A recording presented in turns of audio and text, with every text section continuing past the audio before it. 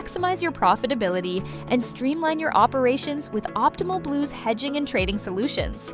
With Optimal Blue, you can automate processes, reduce manual errors, and cut administrative costs.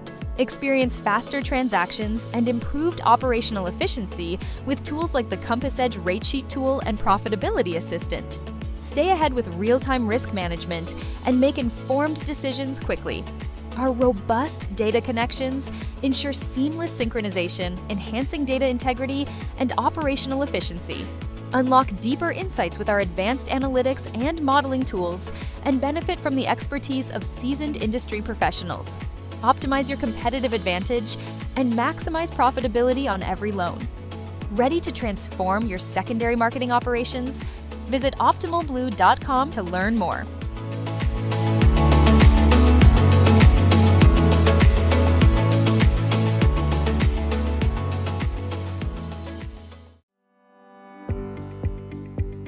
Welcome to Optimal Insights, your weekly source for real-time rate data and expert capital markets commentary, brought to you by Optimal Blue.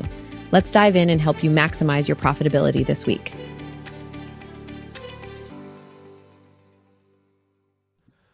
All right, welcome everybody. We are at the summit right now. It is Wednesday. We're about a little more than halfway through the summit.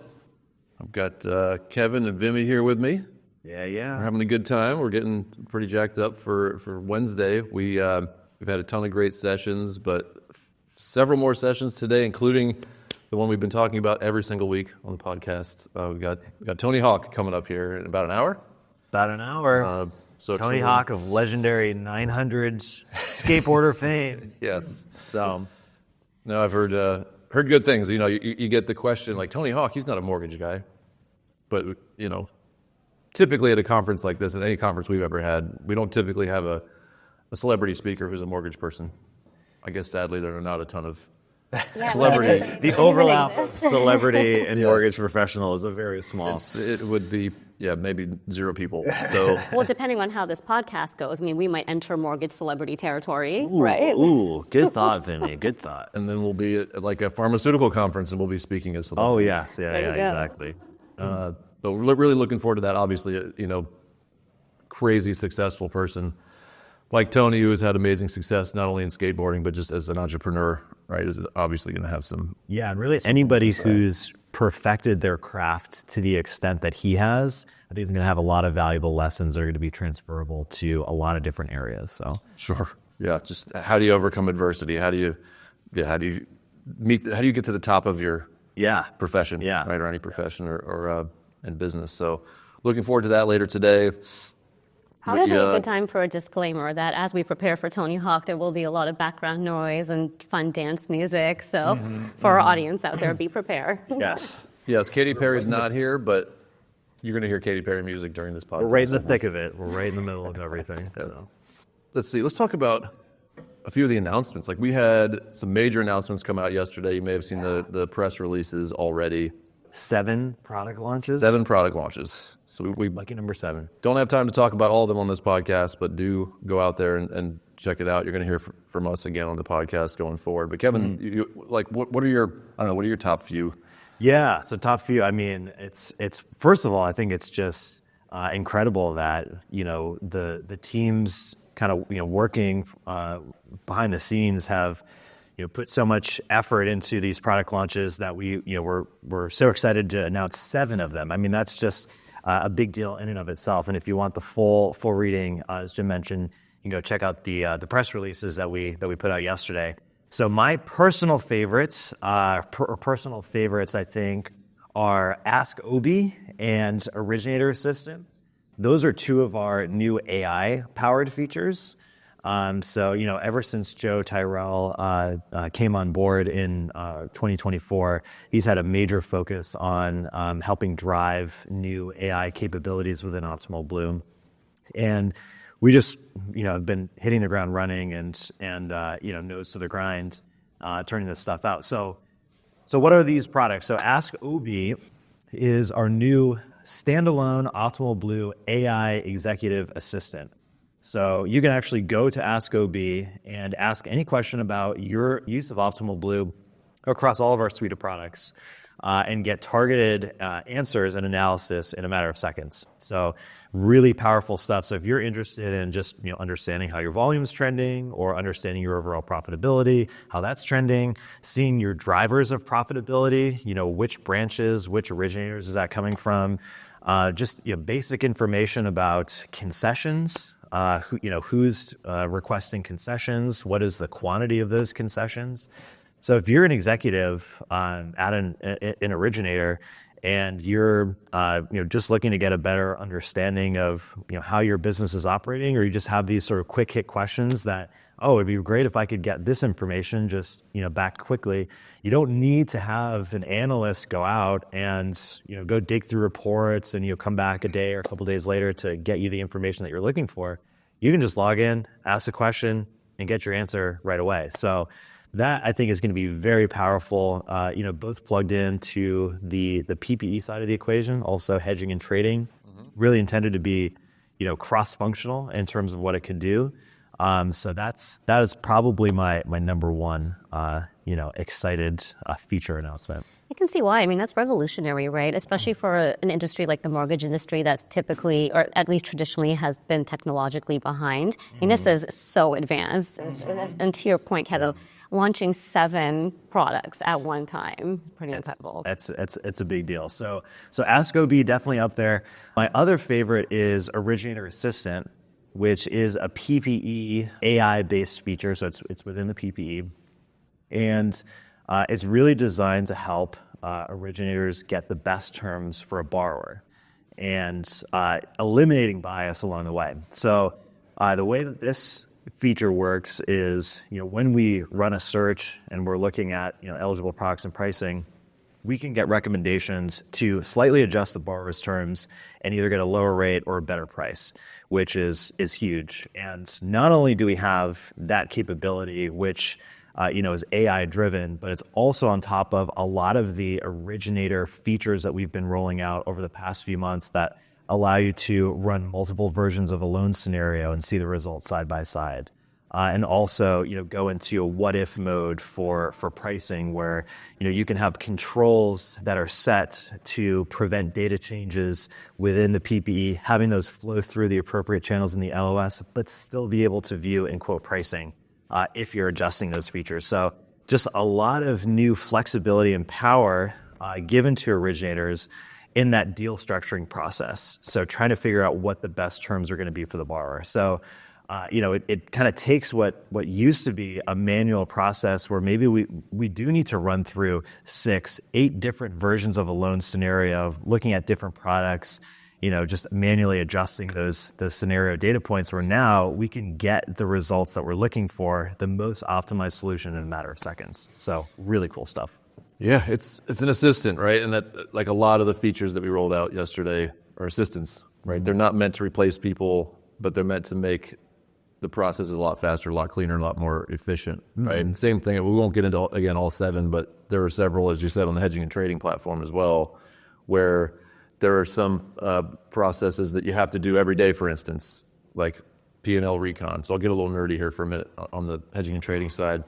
Day over day, you're going to have changes in your risk position, or you're going to have changes in the profitability of your position. And typically it takes an analyst, 30, 45 minutes to an hour, depending on how big those changes are and how deep you want to dig. Can take a lot of time of someone's day to do that. And now this assistant literally just, much like Ask OB, you're basically asking OB, why did my position change overnight? And the system will give you the top 5 reasons. Here's the first 200,000 was because of this. The second 50,000 was because of that. And it happens instantaneous, right? No one's spending time doing it, and you're not having to dig through spreadsheets to get there. And then there's another feature that suggests trades for you. Like hedging a position is not, it's not the most complicated thing in the world, but it is very important, and it can take some time to think through it and evaluate your options. And this trade assistant actually says, here's the trade we think you should do.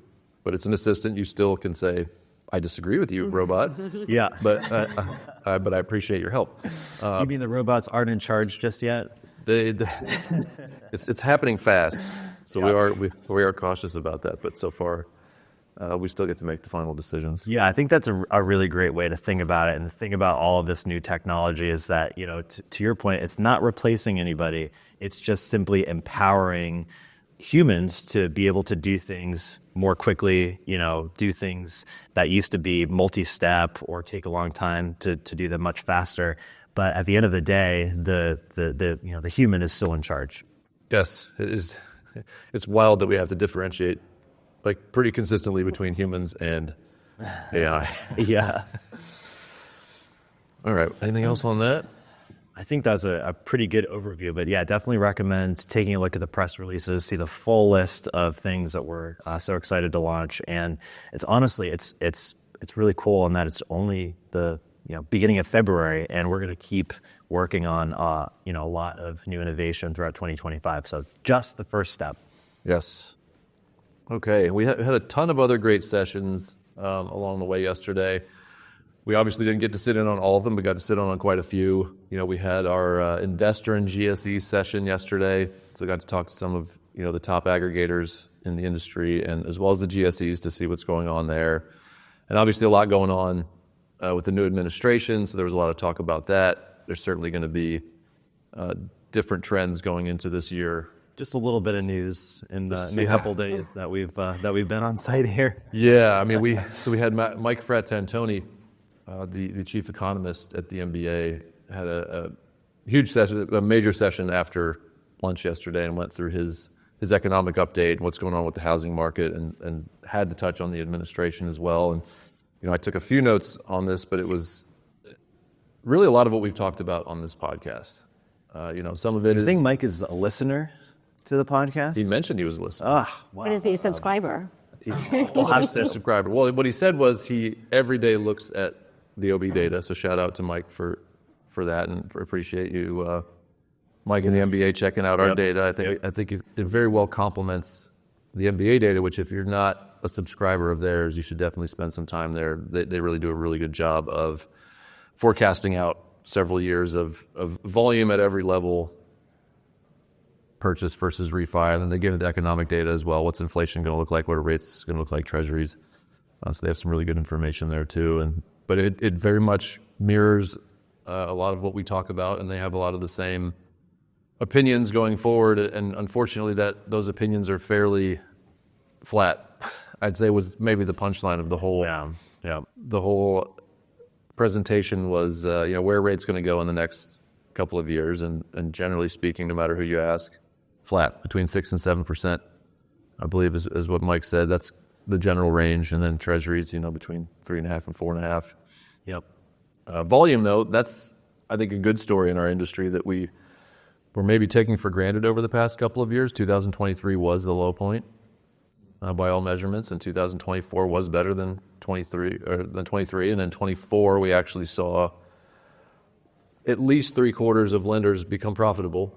So at that point, any volume increase becomes incremental profitability, right? Again, I think we would all love to see 2021 again, but here we are with probably a 15% increase in volume is what the MBA is predicting, and we had a pretty good January as an industry, so we're on our way there. Yeah, it seems like, big story there is even though rates are sort of elevated and flat, that housing inventory kind of continues to rise, and that is, kind of driving more applications ultimately. So even the mortgage rate lock-in effect, is loosening a bit, starting to loosen a bit, and should continue as inventory is rising, because inventory is still in many parts of the country significantly below 2019 levels, which is obviously having a net negative impact on mortgage applications. But some bright spots there, even with or because of elevated rates, kind of driving a little bit more inventory and ultimately more mortgage apps, which we all like to see. Yes. Mike mentioned that, home building is hopefully going to increase inventory, and that's where a bulk of the purchases are going to come from. But even existing homes, there should be some increases there as well. Like you said, it's folks are, again, they're in the mode of accepting that rates are going to be higher for longer. So the lock-in effect is starting to dwindle. Right. If you go back 2 years ago, people were hoping, rates are going to drop. all projections are for rates to drop. And by now we should be in the 4% range, or at least the 4 handle, 4 to 5%, given what the projections were back then. Right. Didn't happen. Also, now the projections are we're going to be 6 or 7 until 2027. So people are starting to say, okay, we have too many kids now. We need to move into the bigger house. We have to relocate for my job. Like at some level, it's just you can put off some of these decisions, I think, that have driven behavior over the last couple of years for only so long, and then it gets to a point where it's just it is what it is. Rates are what they are, and you start planning for that. Right. And then there's refis. Yeah. Right. So we talk a lot about the debt cycle on this podcast, and Mike was highlighting it yesterday, where certainly, especially in the younger age ranges and some of the subprime areas, and then credit cards and car loans, those debt numbers are higher than they've ever been. The delinquency numbers are starting to tick up to above where they were in 2019 before the pandemic. And that's going to start bleeding over into mortgages, presumably, because it always does. We'll start with FHA, and then it'll move into conventional. And, under the headline of the mortgage industry sometimes has to hope for bad things for good things to happen in the mortgage industry, typically what follows that is then rates go down because there's some sort of debt issue. We haven't hit that number yet. I mean, we still have $18 trillion worth of equity out there in homes. So hopefully what will happen this time around is there will just be more cash out refis, as folks will get into a little bit of trouble with credit cards, car loans, and they'll start taking some of that record debt out of their homes. So we get those refi numbers up, and that will, again, supplement the increase in purchases. And, again, hopefully the mood is we have a good, decent year. Yeah, and I know, Mike also had some other signs for hope as well. You're talking about just reflecting on the little boomlet that we had. He used the word boomlet, which I liked, in September, where, rates just dropped, went straight down to 6, and then, very quickly came back up. But offered a really great window for lenders who were in a position to be able to take advantage of it, right out of the gate, to refi a lot of the folks who had taken out apps or, bought homes in 2022, 2023, or earlier in 2024.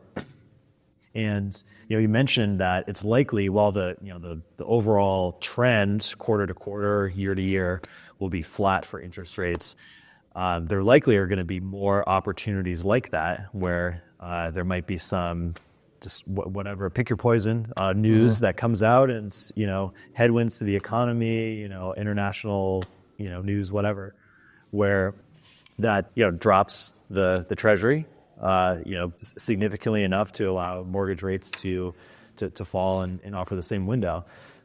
Seems like those will be relatively short-lived overall, but if lenders are kind of thinking about that now, thinking about the macroeconomic environment, also honing in on what their recapture or refi strategy is going to be, that's something that we talked about in some of the sessions yesterday. You're going to be much better prepared to hit the ground running on day 1 and not day 8, and to make sure that you're winning that recapture strategy with your borrowers. For sure. In fact, I remember when we launched this podcast around the time of the last mini refi wave, what we were calling it, and that was a big part of our sessions too. Yeah. It was make sure you have technology in place so that you can take it the second that those rates drop, that you're out there gunning for your borrowers because everyone else is. So you need technology in order to stay on top of it. Yes, yeah. And so one piece of technology that we highlighted is Capture. So our tool Capture allows lenders to run either their servicing portfolio or bulk leads or prior relationships in bulk to identify where there might be a refi opportunity. And you really need something like that to take a bulk perspective and not just think about individual loan by loan. Who can I reach out to and refi? One other thing that I'll highlight too is it's not just about waiting for that moment to when rates drop to go reach out to your borrowers. It's staying in touch along the way too. So you don't want to forget about them as soon as you close a loan, and then 6 months later you reach back out. If you have a strategy along the way to make sure that they're keeping you in mind, so that they're thinking of you when they're seeing that rates drop. That's going to put lenders in a much better position to be able to take advantage of that refi window. Right. You need to be a lot more surgical rather than shotgun approach. And you may only have a brief period of time like we did last summer to refi those borrowers. So you need to focus on the top prospects, right? Rather than the million borrowers you have in your portfolio. Yep, exactly. So a little bit of, signs of hope there amongst, what continues to be a challenging market. But I thought it was really, Mike had a really good session overall. I think he does a really good job of, breaking the data down into ways that, everyone can understand, and also just telling a really interesting story with it. Yeah, absolutely. Very lucky to have him participate. Yeah, it was a lot of fun. And we right after his session, I actually interviewed Sasha Hewlett from the MBA. So she's the AVP. She's the chairperson of the Secondary and Capital Markets Committee. So they're out there listening. They're out there paying attention to policy, right? So there's the policy side of all of this, what's going to happen this year. And they obviously have a lot of things to focus on, a lot of things to watch out for, but even though there's a lot of uncertainty right now. And Mike mentioned some of the things, but then it bled into that session where we talked about, for instance, I believe it was just yesterday, the CFPB head was ousted. So now I think the head of the Treasury is going to take over the CFPB, maybe. CBD. Yeah. Interesting times. Yeah. And the CFPB is going to, I guess we don't know yet, is going to stop doing what they're doing. That may not mean that any rules go away, but basically like some of the other executive orders that have come down recently, I think they're just going to pause, resituate, and we figure out what the CFPB looks like here in 30, 40 days. Yeah, it's just a very interesting time because, I'm sure a lot of lenders might feel a little bit relieved, particularly with just some of the more nuanced regulations to try and stay on top of, and just the specter of overall having a more forceful CFPB in place. I'm sure that there are reasonably some folks out there who are a little relieved.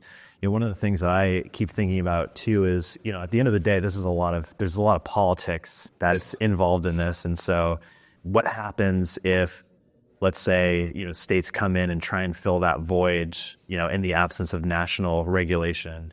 Obviously, that would make things a lot more challenging if you have lenders who are out there, trying to stay on top of state-specific, regulations of, let's say California or New York, start to come in with their own enforcements of, mortgage origination, and so it's definitely a lot of different ways that this could play out. Something that I think we'll all stay on top of pretty well, and likely be talking about some of the developments in the podcast, and ultimately with the goal of just trying to help folks stay a little bit more informed around what's happening and what are some of the things that could happen as we're sort of entering this new era of more unpredictable regulation or more unpredictable absence of regulation.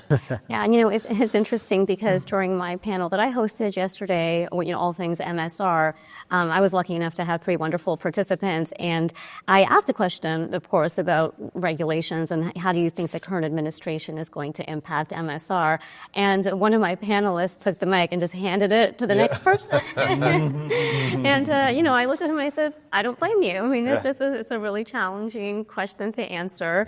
I think, we did circle back and we came up with respect to how regulation will change servicing. I mean, very likely the deregulation that we all speculate will happen will shift servicing away just from the IMBs a little bit more over into banks, right? Because they're going to have a lot less requirements. And so that will be interesting to see how that plays out in terms of retention strategies, as well as how that impacts MSR pricing too.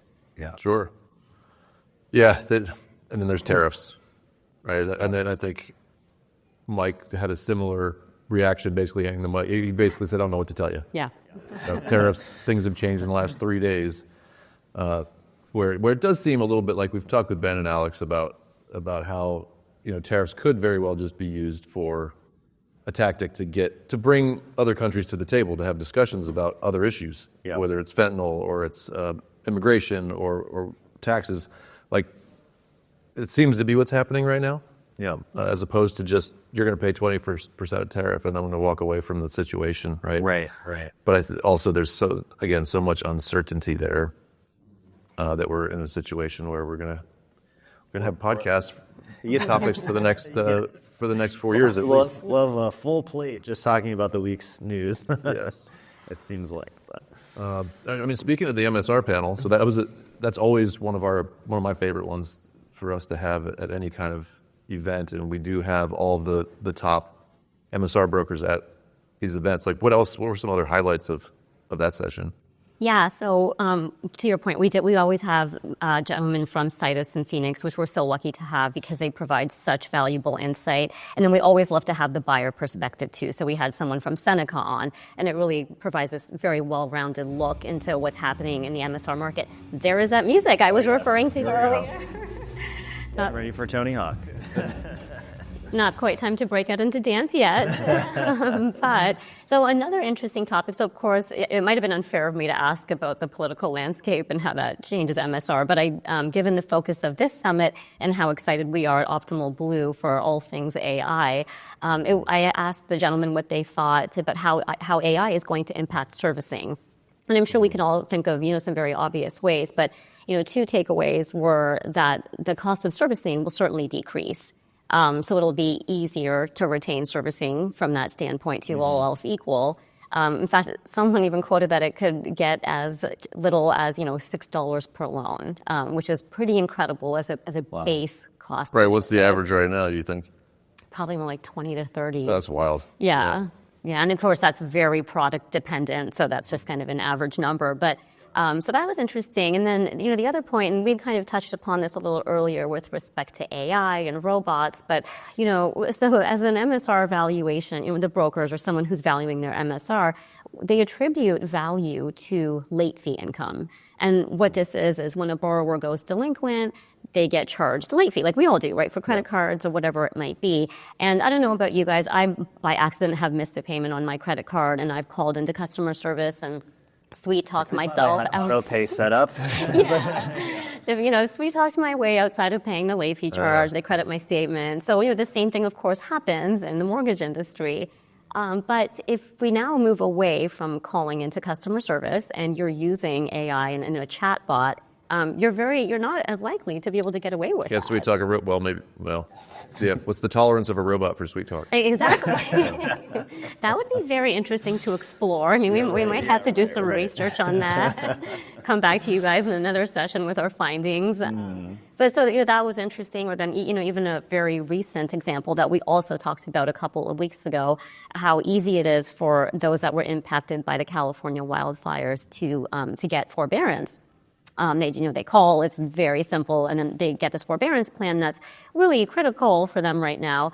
But would AI be able to grant forbearance as easily? Because you have to have the exact combination of words, that are programmed in order to get that forbearance. So overall, I think it's a great thing, of course, reduce costs. That's what we're all hoping to get from AI. But, there are these other considerations. Right. Yeah, I think that's really good points to bring up. It's a very, very complex landscape, and it sort of, I think highlights how, while AI is transforming not just the mortgage industry or, servicing or origination, a lot of the kind of, end goals, where we end up is still somewhat unpredictable given where we are now. We can see how things are changing, but at the end of the day, where do they end up once, AI has sort of reached its conclusion and, proliferated sort of every area that it can add value? What does that look like?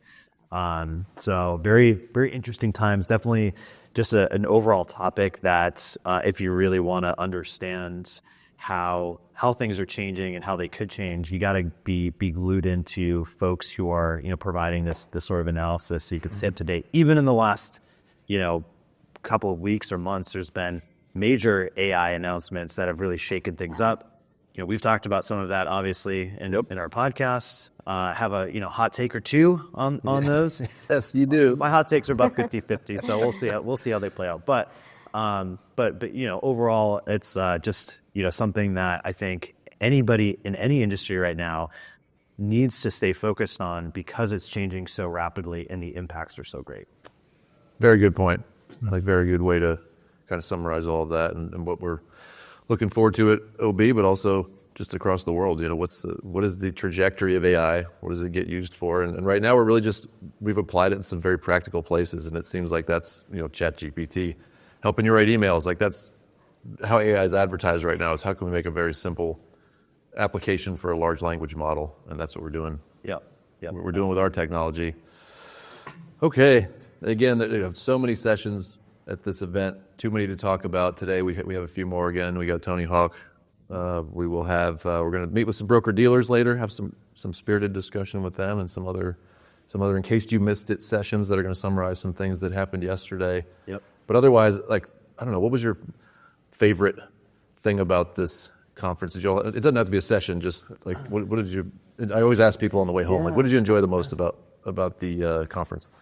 I would say the networking for sure, right? And I think that that's consistent among all participants, whether you're here, as hosts or as clients. Clients love the opportunity to chat with other clients and say, okay, well, what are you doing, right? What problems are you facing? How are you solving them? It sort of also kind of emphasizes the power of the Optimal Blue network, because you come to an event like this and you have such a wide variety of folks to be able to engage, share those sort of best practices.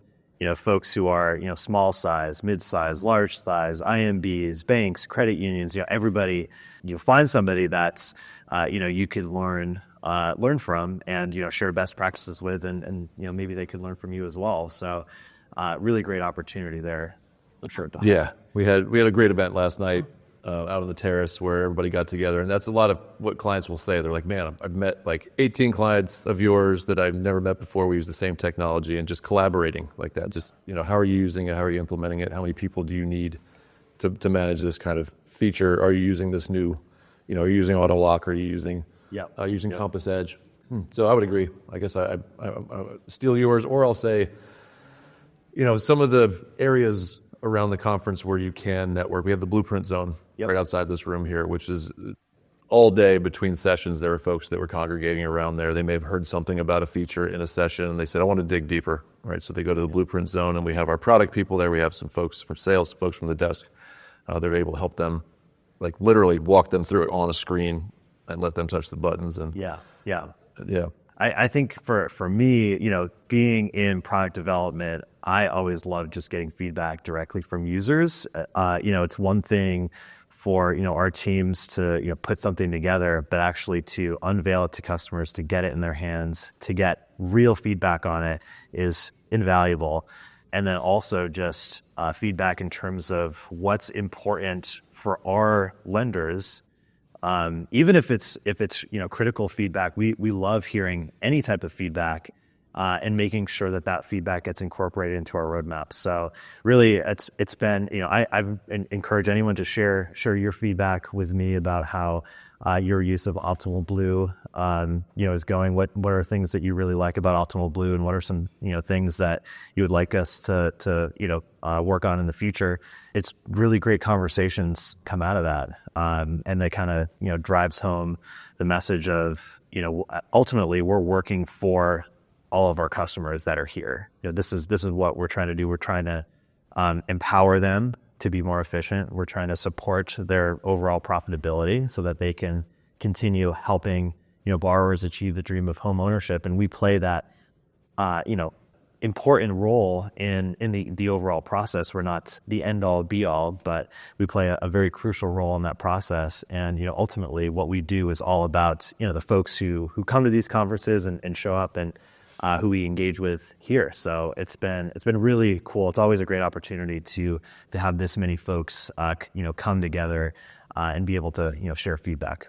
Right. In fact, I'm sure a lot of the suggestions that we're receiving from our clients today will be showcased at our next summit. Yes. TV. So this is where you help shape what we launch for 2026. And who knows? So we launched 7 this year. Maybe just double that next year, right? It could become exponential from there. Yeah, and can't forget the UX wall too. So that's another area where people have given feedback this week. Is right next to the Blueprint Zone. There's literally a wall with sticky notes, and you can write down, like, I have a suggestion. Yeah. It's the modern version of a suggestion box for OB. Yeah. All right. Anything else, team? It's a great recap. Yeah. And I'm kind of getting FOMO. I know. Get out there. It's time to get back out there. All right. Well, thank you, Kevin. Yeah. Thank you, Vimi. Thanks everybody for listening and watching. And we'll see you out there. Thank you. Great.